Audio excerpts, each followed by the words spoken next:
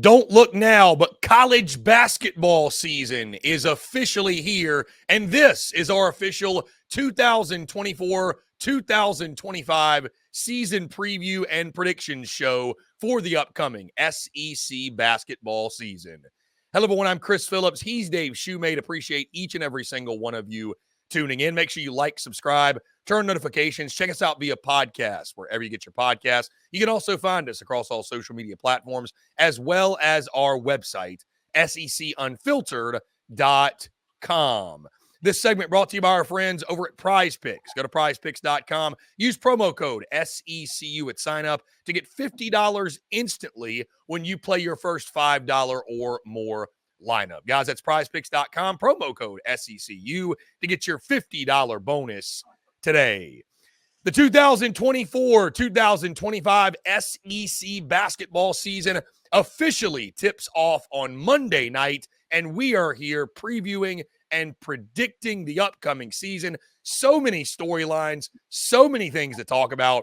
I am Chris Phillips, and I'm really excited to be joined by my good friend, Dave Shumate, to talk all things SEC basketball. Dave, 'tis the season. We officially made it back, and we may be in for just the best season yet in conference history. My man, I'm fired up and excited to chat with you, man. What's going on?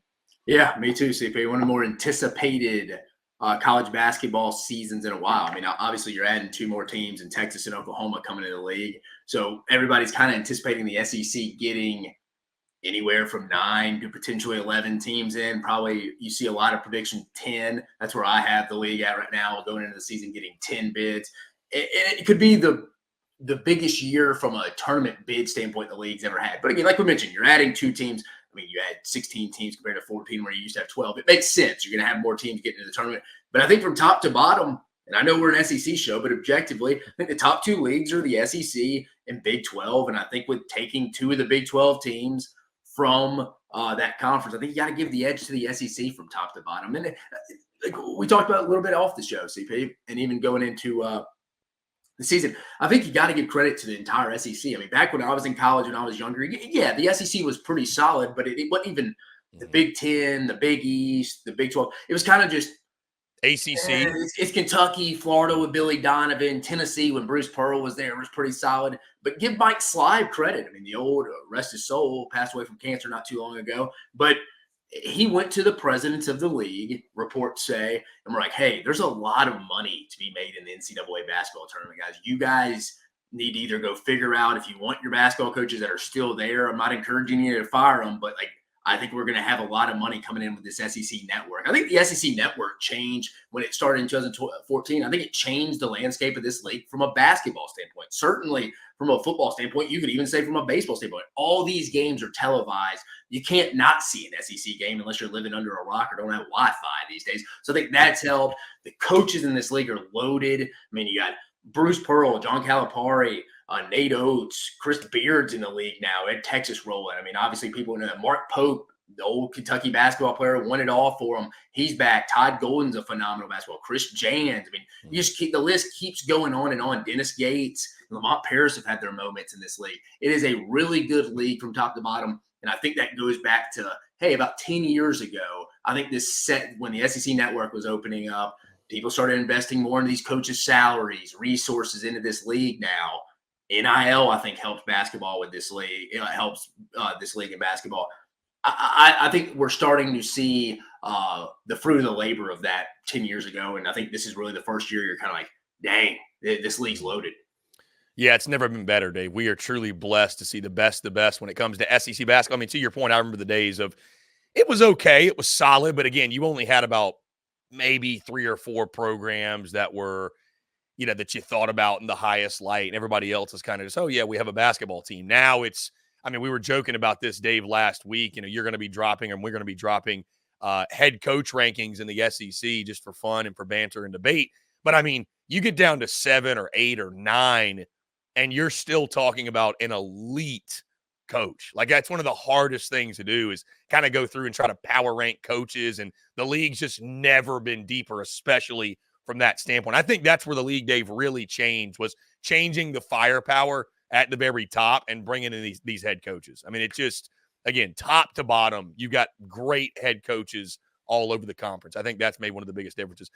Dave, I've got a surprise for you. This may be a surprise for the audience, certainly, but I got a surprise for you. I wanted to start with this, obviously. For those that don't realize, this is the first full season of college basketball that SEC basketball, that SEC Unfiltered has covered. You might recall we didn't launch until December the 27th of 2023. So we were in the middle of college basketball season, getting our feet wet, kind of figuring things out. I wanted to announce to everyone, announce to you, Dave Shumate, and we're going to be covering it myself, others as well. But guys, I want to make it very clear, and I want to make the announcement. Dave Shumate, officially our lead SEC basketball personality, content in the creator. mail. I'm gonna post a video of her. We're gonna have that Shoney's basketball officially up there. Yes, our lead SEC basketball. What do you want to call yourself? Personality, content creator, whatever.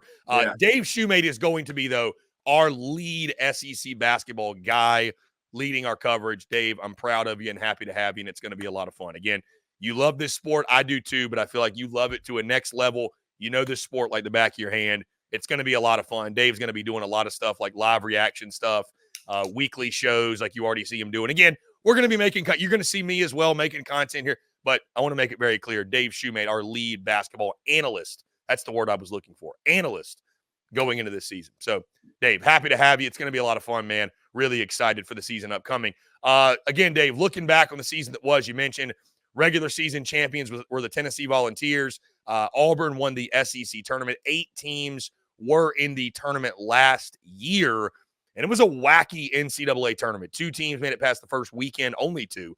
Alabama made it to the Final 4. Tennessee in the Elite 8, and that brings us to this season, Dave. Obviously with, as we talk top storylines and things that are new across the league, I mean, I think just like football, Dave, and we're going to do the same thing we get to baseball season, we got to start with the 2 new members, right? Texas and Oklahoma. I think that, when that first happened, when that announcement first came out, Dave, everybody just thought about it, and understandably so, from the football perspective. But you're adding some proud programs in both on the hardwood and on the diamond, especially when you look at the Texas Longhorns. I think it's interesting, just like football, the programs, it seems, in all 3 sports are in different positions, if you will, but certainly still adding 2 really proud programs, specifically when it comes to the hardwood, with Rodney Terry over at Texas and Porter Moser leading the way at Oklahoma.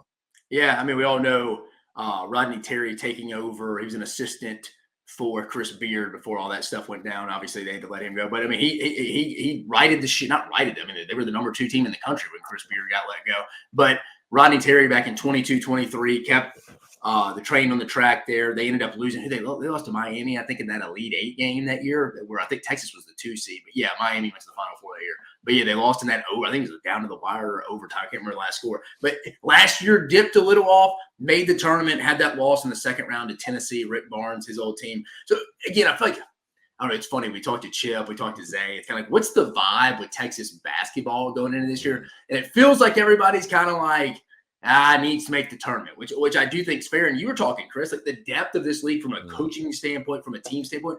A lot of people, myself included, are probably going to have Texas in that anywhere from 7 to 10 range. I think that's what we're talking about here. 7 to 10 range in the SEC. You're like, you just look at it on surface. It's like, no, that's an NCAA tournament team. I mean, again, the guy kind of leading the way for them, Trey Johnson, true freshman, top 10 player in the class coming in. He's kind of the diamond that's going to have to, I think, carry this team a little bit. Tremont Mark coming over from Arkansas. SEC fans will be familiar with him. He was at Houston for Arkansas. Arthur Kaluma was a big portal kid down there in the front court. He'll be another presence for them. Jordan Pope coming over as well. I don't know. They got some question marks, but I still think this team is going to be pretty good. I think they're going to lean on Trey Johnson here. It is a big year, though, for Rodney Terry to kind of get that momentum going, because I think people still just think of him as kind of right, wrong, or indifferent. Perceptions of reality is kind of just that he took over for what Chris Beard is. He inherited what Chris Beard was doing. Let's see if he can do it himself. I think it's a big year. I don't expect him to really contend for the title, but I do think this will be an NCAA tournament team. And to your point, Dave, it's interesting. I was on the football side of things, obviously, was at the Vanderbilt Texas game in Nashville and was talking to some of my Texas buddies, and basketball came up, funny enough, and they were mentioning their team this year and expectations. And you mentioned Trey Johnson, the guard over at Texas, the fantastic freshman. I think the biggest thing for them, from talking to them, Dave, the thing they're going to be figuring out early in this season. It's like he's a freshman. You don't want to put too much on him. But then again, I talked to them and simultaneously they're like, hey, this kid's so talented, everything needs to run through him. So I think early on, him meshing, getting his feet wet, getting in the groove, I think they're going to look to him to carry that team. But you know what? You mentioned, I mean, we've talked to Texas folks. I think it feels like Sweet 16's kind of what they're looking at. I don't think making the tournament alone is going to be good. They want to win a game or two in there. Yeah, making past the first weekend, second weekend. Yeah, getting past the first weekend.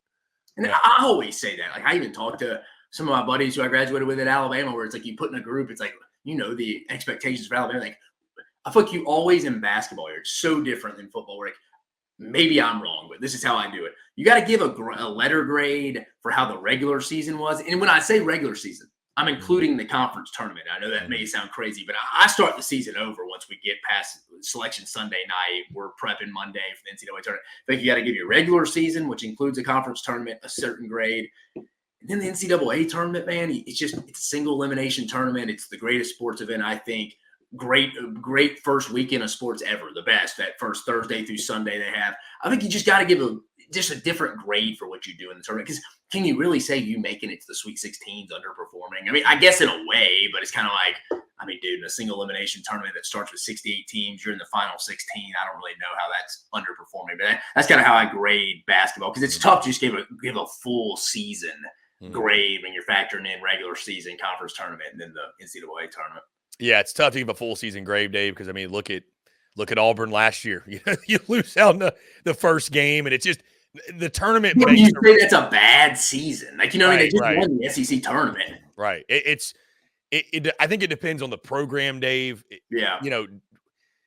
The tournament for a lot of these teams makes or breaks their season. But again, it depends on the program. Some people are just happy to get there. Some people need to get to the Elite Eight or Final Four to feel like they had a good year. So when I was doing my interview, I mean, we had Chris Beard and Chris Jans on the show in the offseason this summer. And even Chris Jans said it on my show. He's like, I'm tired. I mean, this is a Mississippi State program who, when I was growing up, Rick Stansbury, Humphrey Coliseum was a hard place to play. I think they made 5 straight tournaments. Lawrence Roberts, Mario Austin for Mississippi State fans listening. Timmy Bowers was from the coast where I'm from. Like, they were a good team, consistently making the tournament. But traditionally, I mean, they've been to a Final Four in the 90s, but Mississippi State's has not been some with Ben Howland, and they've not been a great basketball team. And Chris Jans has taken over the tournament his first 2 years, but even he said on the show, he's like, I'm tired of just making the tournament. I want to go win some games in it. So it is funny how the league's expectations have kind of changed this year. It's like, Mississippi State is in year 3 of Chris Jans. He's made the tournament back-to-back years. They haven't won a game, but he's sitting there like, I mean, my fan base comes up to me and tells me, Coach, great job. Keep making the tournament. He's like, no, like we need to go win some games in this tournament. I'm tired of just losing in the round of 64. As the league improves, Dave, and gets better and better and better, the expectations certainly rise across the league. Dave, 9 teams are projected or ranked, in the AP preseason poll. Running through this really quickly, the Alabama Crimson Tide are at number 2. You've got Auburn at 11, Tennessee at 12, Texas A&M at 13, Arkansas at 16, Texas at 19, Florida at 21, Kentucky at 23, and Ole Miss at 24. Your thoughts on the SEC teams in the preseason top 25? Any issue with it? Anything that you want to add to it? I mean, we mention all the time, David. I will say I like preseason polls. It gives us something to talk about. It's fun to talk about. But, I mean, in college basketball, how much does it really matter? But the league is well represented. That is for sure, with 9 teams in that poll. Yeah, I mean, we're already kind of getting off the exhibition play. You had Arkansas last Friday beat the preseason AP poll Kansas. Granted, you had a couple guys out. Dickinson was out for the big center for Kansas. Rylan Griffin, the Alabama transfer, he was out. So Hunter Dickinson, Rylan Griffin out. Yeah, that's going to hurt Kansas. But I thought Arkansas looked pretty good. Alabama's preseason 2 there. Yeah. I mean, I think Kansas gets the 1 spot because of who the head coach is, if I'm being clear. And that's totally fair. I mean, Hall of Famer, Bill Self, I get it. Going through the next SEC team briefly, Auburn 11. We'll talk about Auburn a little bit. Auburn's that team a little bit. I want to see the guard play. I don't know how good the guard play is going to be. The front court's as good and deep as anybody in the country in the SEC. Obviously, Janai Broom, who could be easily up. I mean, he's definitely the best big man in the league. Could be up for the National Player of the Year, Naismith Player of the Year. Dylan Cardwell's a good backup. I just, what are you going to get from Furman transfer, J.P. Pegues? Denver Jones, does he take that next step? Miles Kelly, the Georgia Tech transfer, but he's not really a guy who can create. Bruce Pearl's best teams, we've seen it all the way back to his days with Tennessee and Chris Lofton. We saw it with their Final Four team at Auburn with Jared Harper. He has to have a guard that can create and score from anywhere on the floor. Not saying he doesn't have that. I just don't know. I could see Auburn getting off to a little rockier start than people believe, but I think by the middle of SEC play, they could get comfortable. I mean, shoot, they play Houston the first week of the season. Alabama plays them the next week, but still, I mean, quickly rolling through because we'll talk Tennessee 12. I mean, they lost their exhibition game to Indiana. And again, exhibition games mean nothing. Alabama was the #1 overall seed 2 years ago, got rocked by TCU by 30 in the exhibition that same What was year. it? Arkansas last year won their exhibition Beat game. Purdue. Yeah, and had a just. And then, goodness, like you said, 10th in the SEC. Tennessee, again, Dalton Connect. They brought in the transfer over from North Florida, the Chaz Lanier kid. I don't think you're going to – again, I think even realistic Tennessee fans would tell you that you're not replacing Dalton Connect. I don't even think Rick Barnes and them knew what they were getting with Dalton Connect when he came over from Northern Colorado. I mean, they knew, but I don't think they knew – to that level. I think everybody kind of thought that was going to be Grant Nelson for Alabama, and he kind of came on towards the end of the year. But again, he just couldn't find that role. But to Dalton Connect, I watched the Indiana exhibition, and a lot of that is on Zakai Ziegler's back, and I don't think you running a bunch of screen sets for a 5'9" guard to carry your offense is really going to be consistent this year. Again, I love Rick Barnes. I think he's one of the most consistent coaches in the league. So that's why you have a hard time putting them too far past the top 4. But again, I don't know where the offense is going to come from this year. Texas A&M, it's the Wade Taylor show. It's Anderson. It's the Wade Taylor show. We're going to get a bunch of offensive rebounds. I think for the past 2 years, they've led the league in offensive rebounds. Anderson Garcia, guys like that will step up, get some big boards for them. Again, they got a lot of guys back, so I kind of like that. Buzz Williams, big year for him. Big year for them. They open up with that UCF. Arkansas, Cal's in town now. The NIL is rolling. Nelly Davis, everybody remembers him coming over from FAU and that Final Four run they had a couple of years ago. Jonas Adu, former Tennessee player, is there now. Like Boogie Flan's going to be a big freshman we talked about. He had a good exhibition. I like Arkansas a lot this year. It's just not an overly deep team, but I do like their first 7-8. Texas, we talked about them with Rodney Terry, big year. Big year for Mike White and them, CP, coming in at 21. Big year. He made the tournament last year. I think lost to Colorado, if I'm right, in the first round last year in a close game. Kind of needs to make the tournament again this year. I don't. The thing with Florida is you got to love that they have Walter Clayton the third there. I kind of like him coming in there. Also, they brought in a kid. I think it's not being talked about. Had 30 in their scrimmage against Charleston the other day. Elijah Martin, another FAU. We have 2 FAU transfers that have been played in tournament games, been in the Final Four. Nelly Davis at Arkansas, who I mentioned. Elijah Martin, who went for 30 against the Cougars the other day in a scrimmage. He's a name to keep an eye on. Will Richard, Walter Clayton, like I mentioned. Alex Condon. Unfortunately, it looks like Michael Handelgotten's going to be out again. Remember, he had that real severe leg break in the SEC Tournament Championship game. Their big guy, he'll be out. But they brought in the Ruben Shanula kid from Washington State. That'll help as well. We talked Kentucky, Mark Pope and the boys. They didn't have a single guy back on this roster. Again, Big Z transferred to Arkansas with Cal. DJ Wagner went to Arkansas with Cal. So you brought in San Diego State transfer, one of the best defenders in the country, Lamont Butler. He was on that Final Four team 2 years ago. Kirk Risa, who's been at Arizona. People forgot about him at West Virginia last year because they were so bad. Jackson Robinson was the sixth man of the year in the Big 12 at BYU with Mark Pope next year. I watched them scrimmage. Who was it? Who Kentucky scrimmage the other day? I was blanking on their exhibition, but dude, I mean, they shot 50% from 3. This is going to be a team that Minnesota State, who they showed, that was last night. Minnesota State, but their first exhibition totally slips my mind. But that is going to be a team that's going to spread it out. Remember in practice, we'd all heard Mark Pope wanted shots off before they hit the 12-second time on the shot clock. I like this team a lot. I think they could be a sleeper. I like the energy that Mark Pope brings. It's going to be totally different than what Cal brought because I think he's one of their own. And then Ole Miss, I think this is one of the bigger risers in the league. Chris Beard's second year is always that big step year. We always talk about in football. Brian Kelly's third year at Cincinnati, Notre Dame. We'll still see with this year for LSU. But Chris Beard, year 2, I think he's going to be big. Matthew Morrell's back, who feels like he's been there since I've been in 8th grade. Juju Murray's going to be back. Sean Padula is a kid to watch. Virginia Tech transfer, can shoot the lights out. They whipped up on Illinois the other day in an exhibition. And again, like I keep saying, take the exhibitions with a grain of salt. A lot of these teams are not even playing full-time starters, but at least you get a surface level view. another X factor for Ole Miss. Mark Adams, the head coach who took over for Chris Beard when he left Texas Tech to go to Texas. He was the head coach in Lubbock. He is now on staff as the defensive guru, the assistant coach at Ole Miss. That could be an X factor. I mean, this is wild to say because it's Ole Miss basketball. I'd be a little surprised if Ole Miss did not make the tournament this year. Ladies and gentlemen, you see now why Dave Shumate is our lead basketball analyst going into the season. Just drop the mic. Preview's over, Dave. That was it. You kind of nailed every team. No, I'm kidding. No, great stuff. I mean, again, the league, like you mentioned, 9 teams in the preseason, top 25, loaded as ever. I want to go back to something, Dave, as we're diving into top storylines and breaking this down and, looking at some of the top things we're going to be paying attention to as the season tips off on Monday. Dave, Coach Cal, John Calipari is at Arkansas. Yeah. I mean, that alone is – I was in Fayetteville a few weeks ago, and, Dave, I drove by Bud Walton, and I stopped, and I was like, I still can't believe it. I just can't believe John Calipari is in Fayetteville, Arkansas. That alone – that's got to be, to me, Dave – there's a lot of big stories, and I think depending on where your rooting interest is, you may disagree with me. But for me, just from a conference-wide perspective, Dave, that to me is the biggest storyline of this season.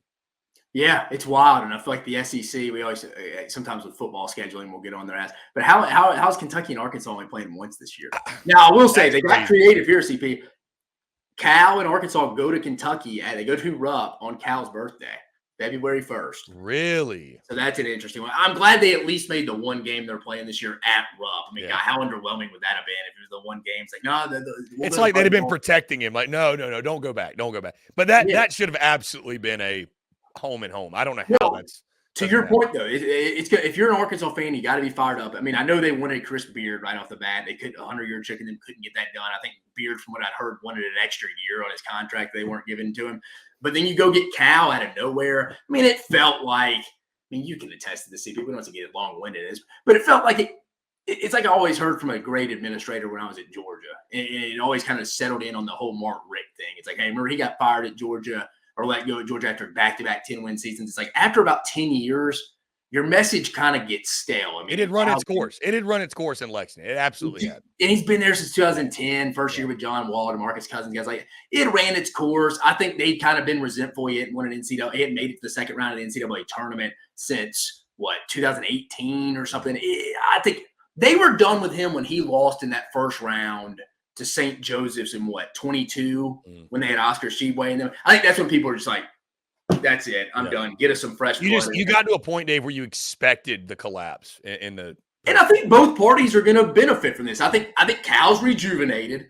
I think he's kind of got that little moxie back. I think it rejuvenates Cal here, like when Texas kind of pushed Barnes out and he went to Tennessee, and it rejuvenated Rick Barnes a little bit. Like a little bit of an older coach, definitely on the back 9 of his career. Probably on hole 13 or 14 or maybe even 15. But gets to go to another big school again. Obviously Arkansas has more basketball tradition overall than Tennessee had, but I think kind of like, you know what, this is where I want to retire, but we're going to go win a lot of games here before I do. I think they're all on board. Tyson Chicken, if they could get some of that Walmart money, stuff like that, I think they're going to have the funds to go get some guys. We saw it. He had remember his opening press conference. He came in and was like, I met with the team. I met with one guy. There's only one guy left here. They all left. But a couple of them went with Muss over Eric Musselman to LA at USC.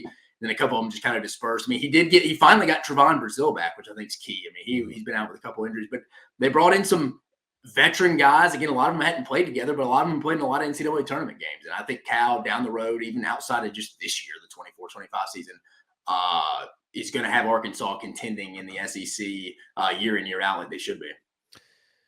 Dave, quickly, we'll get into our predictions obviously later in the show, but John Calipari at Arkansas, Mark Pope takes over at Kentucky. Who do you think is more set up for success in the long term, Cal or Pope? Ooh, long term? I don't know. I think they're going to go. It's going to be funny because I think Kentucky's going to be a totally different style. Cal liked them young. Cal liked them young, get them tested early, non-conference play. Let's throw a sink or swim. We're throwing you into the water. Hey, it's early in the season. Because Chris, in basketball, you want a challenging schedule because bad losses help. Good losses help you if you're playing a good team and you don't get blown out. Especially on the road, like they don't even hold that against you. Totally opposite of football, a little bit more similar to baseball, as we all know. I know the basketball listeners know what I'm saying, but I think Cal's going to lean more on the older veteran transfers that he didn't have to coach up. I think he's going to change his philosophy a little bit.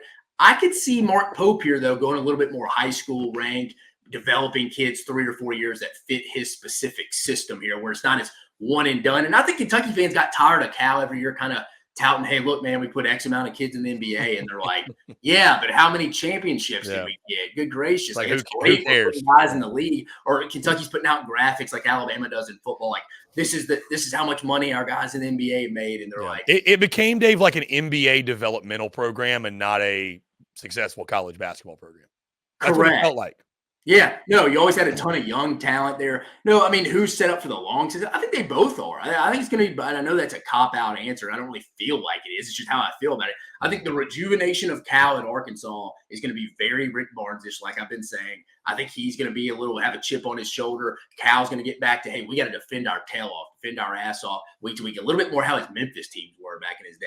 And I think Mark Pope, he's one of them, dude. He won a national championship. I think all his former teammates, all the former Kentucky players are going to come back to this program a lot. And I know Cal's players love him. Like, he has that little La Familia thing. He's really close with his former players. But I think some of the more old school Kentucky players, Rick Pitino's even Rick Pitino's like St. John's coach, and he's giving money to Kentucky's NIL. Like, what's going on here? I mean, because I know Mark Pope played for him. And they won a national championship. But I don't know. I think Mark Pope's a little bit more genuine. I think he's going to have a better relationship during that time with his players. He's going to run the spread up. They're going to spread it out. They're going to shoot a lot of threes. I think Kobe Bryant kid, the Dayton transfer, is going to be really good. Like I mentioned, Jackson Robinson, the Garrison kid from Oklahoma State is going to be pretty good. I think long-term, though, they're both going to be a success. I think this is a good fit for both teams. Mm-hmm. Dave, really quickly, we don't have to spend a lot of time on it. I do want to mention, excuse me, the other new coach in the league, Mark Byington over at Vandy. Thoughts on him, that hire? I mean, again, it's a much different situation than Arkansas and Kentucky. Yeah, I mean, he's coming over from JMU, James Madison. What he made the tournament? I'm looking at his right. He made the tournament to 1 year. Last year, they won a game, but they went 32-4 overall. I mean, some people were a little disappointed they got rid of Stackhouse? Jerry Stackhouse. No. Sorry, I've been getting into all the Vandy folks I've talked to. They were thrilled that Stackhouse was gone. See, it's funny. Like from a national perspective, people are like, I mean, what do you want him to do? Because NIL is so hard to play. Those Vandy people were tired of Jerry Stackhouse. I can assure you. The thing that makes me interested in this hire is this similar to do they go is this the young route that ultimately, because again, I don't think they're going to be, I really don't think Vanderbilt's going to be very good this year. No. I just don't. I mean, again, their best player they probably brought in was AJ Hogarth. If like, again, he's been playing college basketball. This Michigan State transfer. If like he's been playing basketball since I was in middle school. What's the money like there? What's your NIL war chest like there? Which is what it all comes down to. This year is going to be trying to take a lot of that. Tim Corbin's already kind of a little bothered, I think, by not getting enough money. Where does Binghamton fit into this? I think that's what Stackhouse complained about. It's like, man, this league's only getting better, guys, and we're not spending any money in this league. So what's your kind of expectations for us this year? It's kind of, again, long-term, I don't know. It's a little, I don't know, long-term. It's just tough to say. Mm-hmm. I mean, it's totally tough to say. I mean, Vanderbilt's long-term, their best years were obviously under Kevin Stallings, but do you get a Bryce Drew feel with this guy? Like a younger guy that has some energy? I don't know. I wasn't as big of a fan as some people thought Stack was. I mean, he got coach of the year 1 year for not even making the tournament. But I also think he had some good scheme stuff. He did do well and coach some guys up like Tyron Lawrence and them. But overall, I don't know. Too early to tell. I think money will be a big – how much investment are they putting in this basketball program from Binghamton? So, Dave, from the bottom of the league to the very top, the Alabama Crimson Tide coming to this season, the highest preseason expectations, Dave, in program history. And again, you follow this program very closely, being an Alabama alum, being a basketball diehard. Latest odds, Dave, put Alabama as the favorites to win the SEC championship at plus 210. We also know, of course, they are one of the favorites, if not the favorite, depending on the book you check, to win the national championship. Again, Dave, you're closer to that program than most, and this is a big storyline, of course, in the league this year as well. Can Alabama live up to these lofty preseason expectations, and can Nate Oates bring a national title to Tuscaloosa? Going to be fascinating to follow that this season, and you look at that team and you understand why that hype is there, because they are as loaded as they've ever been in school history. Yeah, I mean, it's definitely the most anticipated, probably talented from top to bottom roster. I mean, Dave, when we got people talking about basketball and hyping it up during football season in Tuscaloosa, that's how you know. That's how you know. Yeah, I mean, and this is a program that's had Latrell Sprewell and Robert Ory on the same team before in college back in the '90s with Wimp Sanders. So I mean, we'll see. I think it is though. From top to bottom, you got to. I mean, starts off with a lot of people's preseason player of the year, Mark Sears. I mean, Alabama's already played 2 exhibition games. They're without 3 starters and 4 real contributors. They beat a Wake Forest team. And again, take exhibitions as they may, but again, it's our first time to get any kind of surface, like with our eyes, watching these teams. They controlled and dominated a Wake Forest team that's preseason picked to finish 3rd in the ACC without 3 starters, if that tells you kind of how the depth of the team kind of is. And then they played the other night against Memphis and didn't even play well. And we're without those same 3 guys. Again, Grant Nelson didn't play in that game. Latrell Wrightsell, who when he scored double digits last year, Alabama was 11-0, had some concussion issues.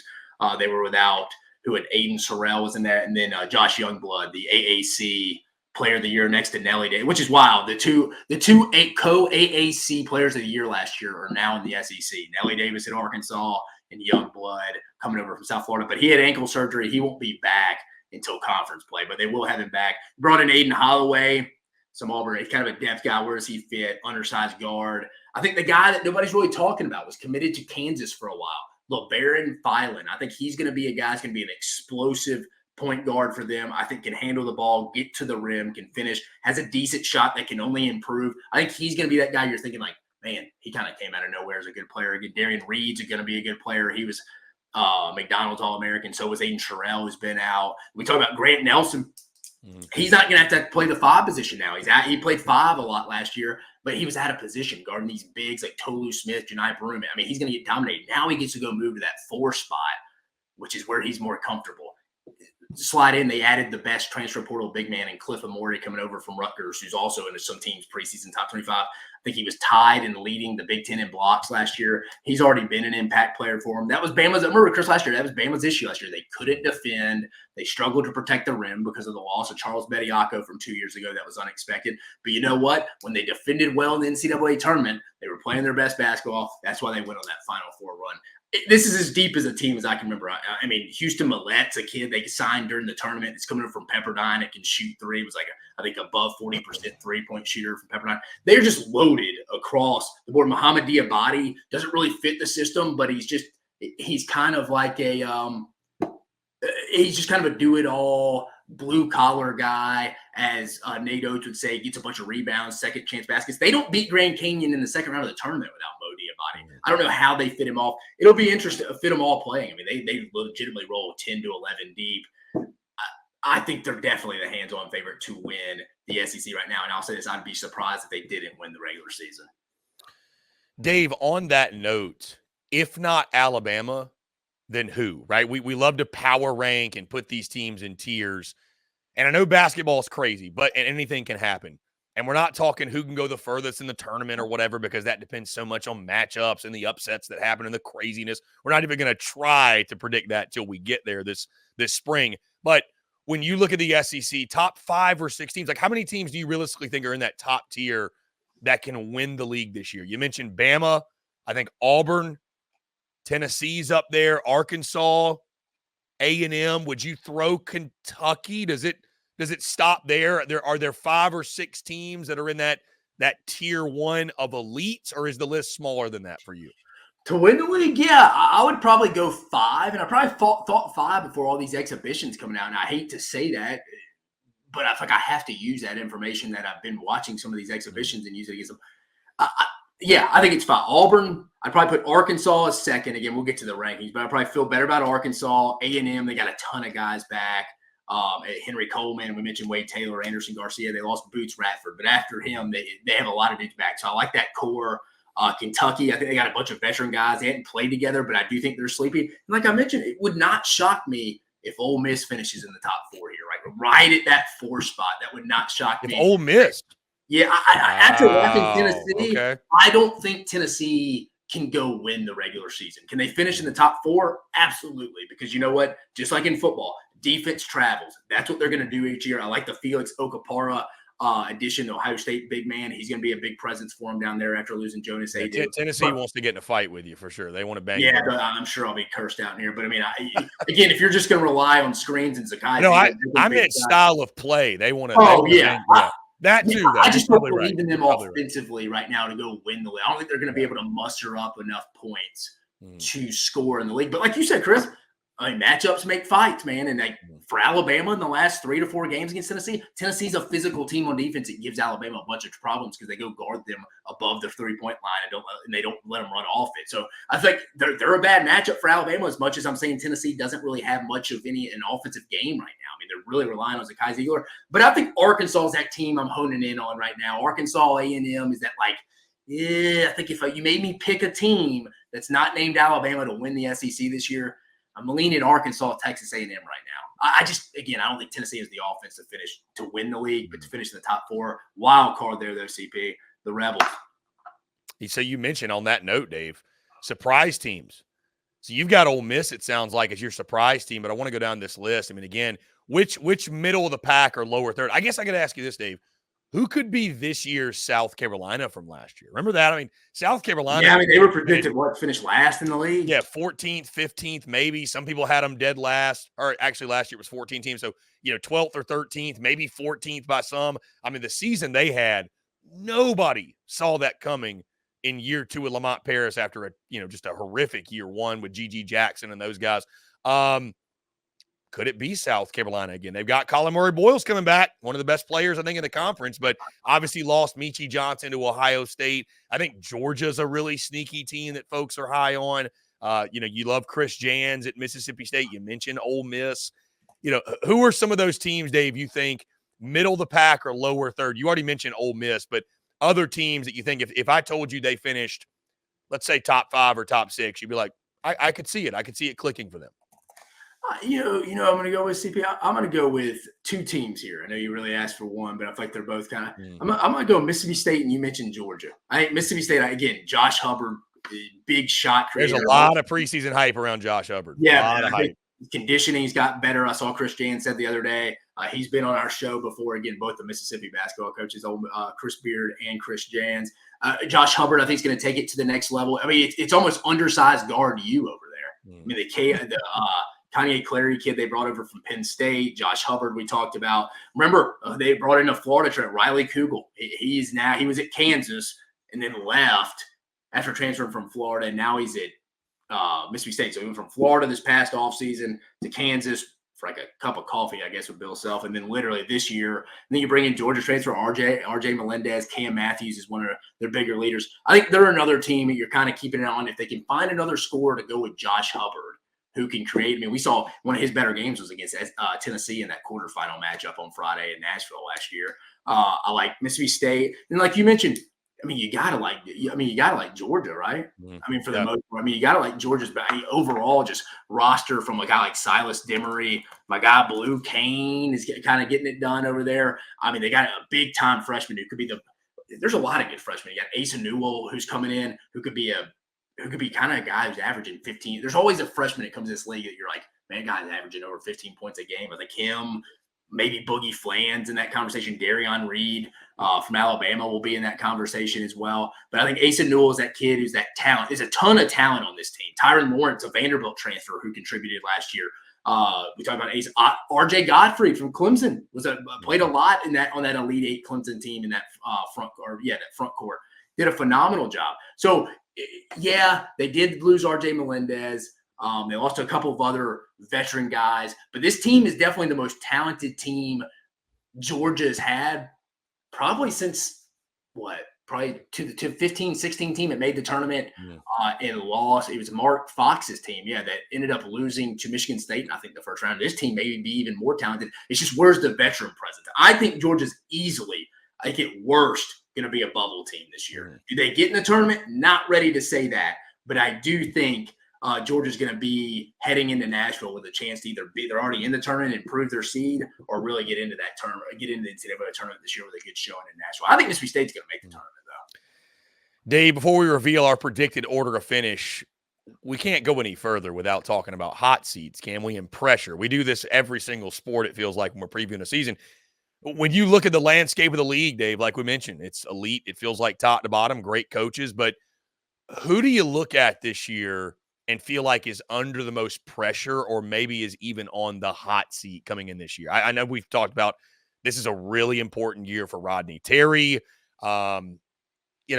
Maybe Dennis Gates at Mizzou, maybe.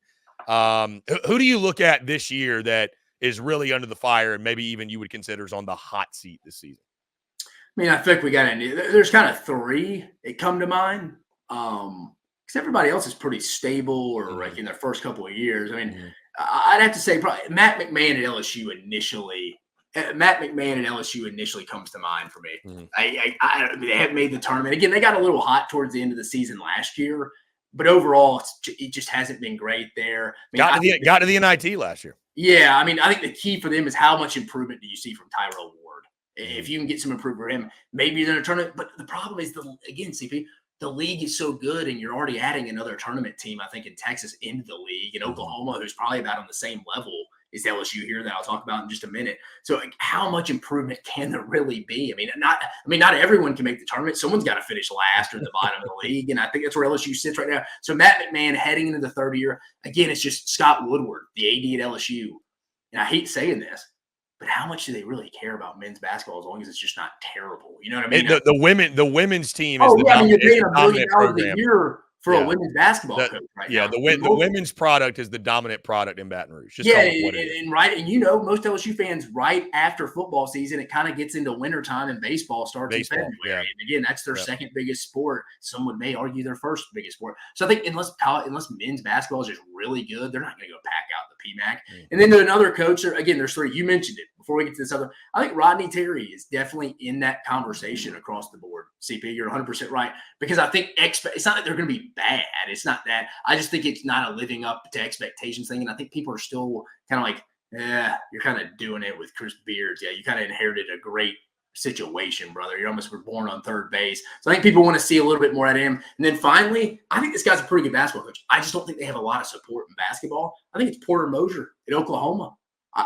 Again, they just missed the tournament last year, just missed it 2 years ago. They were on the wrong side of the bubble. Hell, this was an Oklahoma team in that Big 12 SEC challenge. You used to see it dominated Brandon Miller and Alabama and them in Norman a couple of years. Beat them by like 25. One of Alabama's random losses who ended up being the number one overall seed in the tournament. I think Porter Moser, who we all remember. Remember, he was the head coach at Illinois Chicago. Yeah, Loyola Chicago. Loyola Chicago when they went on that run with Sister Mary. I mean, he was pushing Sister Mary down the Final Four ramp, man. He got him rolling. I think he's a good basketball coach. I just think they invest no money into basketball there. So unless they get better NIL-wise, let's put it this perspective, CP. Muhammad Wagee, who played at Alabama as a front court guy for him last year, who transferred from West Virginia, couldn't really play a ton last year at Alabama. I think he's going to be playing some real minutes for them this year at Oklahoma, and Alabama let him walk. So that's kind of who you're going into right there. So those would be my three coaches to keep an eye on that potentially could be replaced in the season's end. Again, Rodney Terry, Matt McMahon, and then Porter Moser. Dave, that being said, man, let's lock in some predictions, our predicted order of finish. I'll go ahead and start, and I say we do it this way, Dave. I'm going to start from 16 and go up to 1, and I'll go through these fairly quickly because obviously we've essentially discussed the entire league, and I don't want to be long-winded with this, but this is my predicted order of finish, Dave Shumate.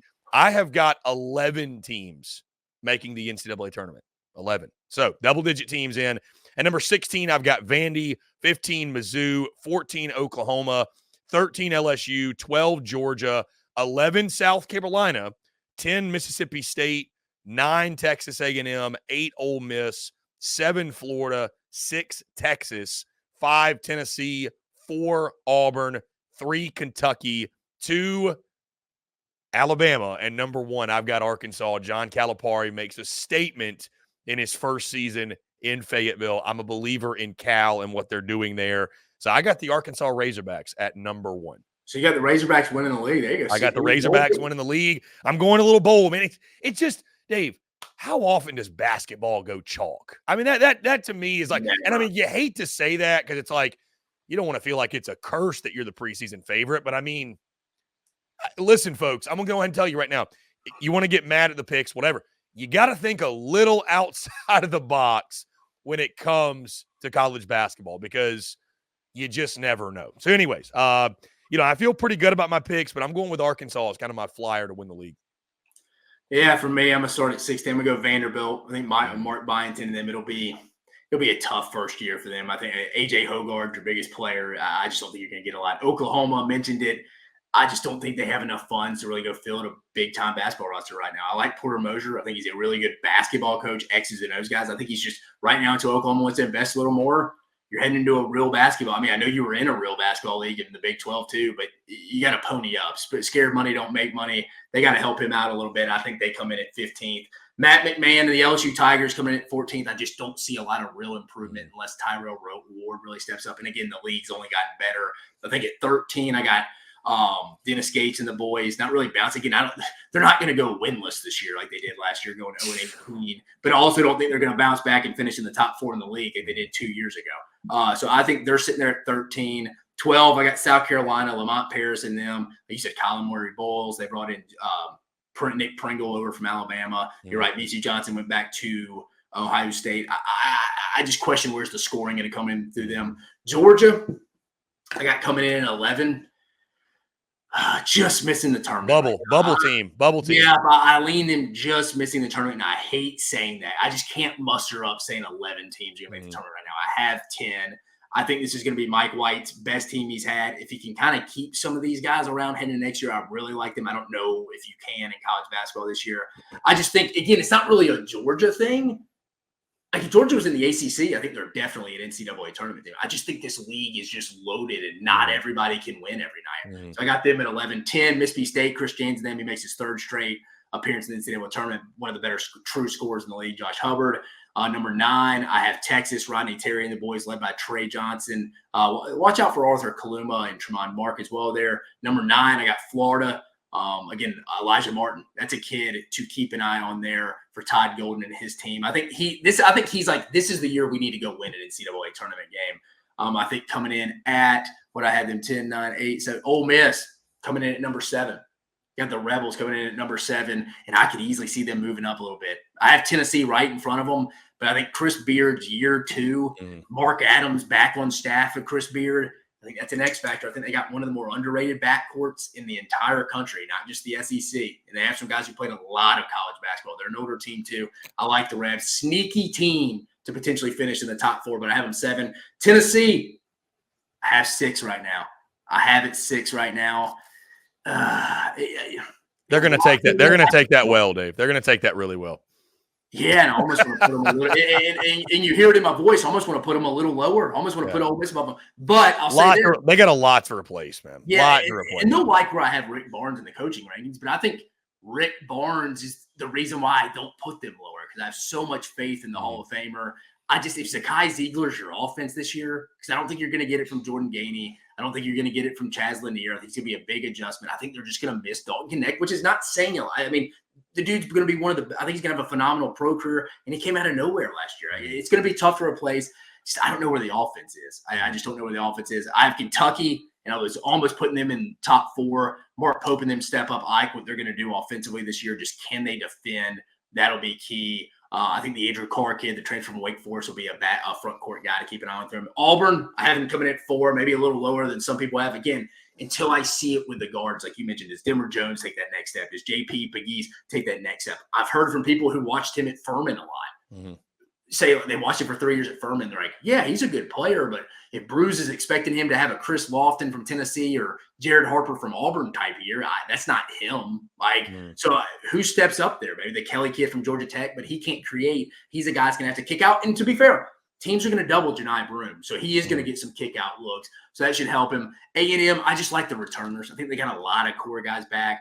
I know some people aren't high on Buzz Williams. They get off to slow starts under him, but I do like him once SEC play gets in. I mean, as long as it's not too reliant on the Wade Taylor show, it'll be key. How do they replace Boots Radford? He kind of seemed like he was the glue that held them together, but they do have mostly everybody else back. Arkansas, you had them winning the league, CP. I have them right after you. I have them 2nd. I like Nelly Davis. DJ Wagner will be keyed if they win that league. To win the league, if they win the league, like you said, Chris, that means DJ Wagner took that next step that he didn't last year at Kentucky. And then finally, Alabama. it's just too loaded of a roster not to pick them number one, dude. I mean, they're missing 3 starters, 4 contributors in their 2 exhibition games against Wake, who's projected to finish 3rd in the ACC and be a really good team with Hunter Salas and Steve Forbes leading that team. Memphis, I don't know if they're going to score a lot, but it's a very physical team. Bama play well, and we're up 20 at half. I don't know. I just don't see how you could not pick this team to win when you look at the talent, Nate Oates. If the defense is consistent, they got a real shot to win the national title. I got Alabama coming in at 1 going into the season. The 2024-2025 SEC basketball season is officially here. Dave, excited to say we have made it. Games get underway on Monday. What is that, November the 4th? November the 4th. Yep, November the 4th. Games get underway. We'll be off and running. The schedule will start to heat up once we get to Feast Week, of course, one of the best weeks in the calendar year. We'll get the SEC ACC Challenge. And then, of course, as the calendar turns and we head into 2025, conference play will begin. And make sure you're following along, of course, with SEC Unfiltered. Of course, Dave Shumate for all your basketball coverage, our lead basketball analyst. And, of course, you'll see me as well chiming in, as I always am, talking SEC sports and everything SEC as well. But, guys, let us know what you think, by the way, in the comments. Who's going to win the league? Who's going to be the surprise team? Who's on the hot seat? What are you most looking forward to from one of the most anticipated seasons of SEC basketball in recent memory? Guys, that's going to do all for us. Appreciate each and every single one of you tuning in again. Make sure you like, subscribe, turn notifications. Check us out via podcast, wherever you get your podcast. You can also find us across all social media platforms as well as our website, secunfiltered.com. For Dave Shumate, I'm Chris Phillips. Appreciate each and every single one of you tuning in, and we will catch you on the other side.